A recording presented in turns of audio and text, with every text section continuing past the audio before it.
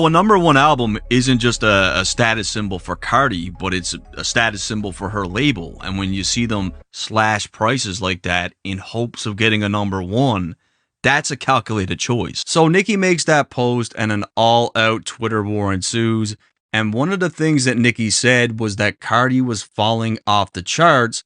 And I'm not going to lie, Nicki predicted this would happen ahead of time, as it's reported that Cardi's second week sales would put her at #3 on Billboard, dropping 2 spots. Then, of course, we got the botting allegations around the album. Cardi has faced accusations of using bots for a while now, and this is something that Spotify has recently started cracking down on. Back in March, she dropped a track with Partisan Fontaine called Toot It Up, and Spotify ended up removing nearly half its streams. Cardi B has worked closely with 300 Entertainment, where she's worked alongside Raina Bass for years.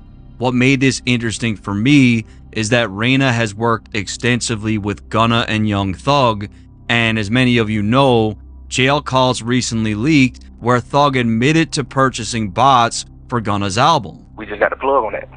You never earned the #1 album. 50 extra grand buying motherfucking stream. $50,000 buying streams for you. And all this is allegedly tied to one man. A huge person of interest in Drake's lawsuit against UMG is a man by the name of Kojo, who allegedly facilitated the bots for Kendrick Lamar. Kojo is the same guy that did the bots for Gunna and Thug. That's what Academics meant by this tweet. Now remember, Academics said that Kendrick Lamar used the exact same PR company as Cardi B, and that's where it all links. And there's more that I could say about this, but the info that I've got is like it can't be substantiated, so I don't feel comfortable putting it in a video. But like the connection around these bots, this is a developing story that I'm following. A few days ago on the Agree to Disagree podcast, which is a spaces that we host on my new What's the Dirt community on Twitter, I predicted that Cardi B's album would likely see its streaming numbers reduced by Spotify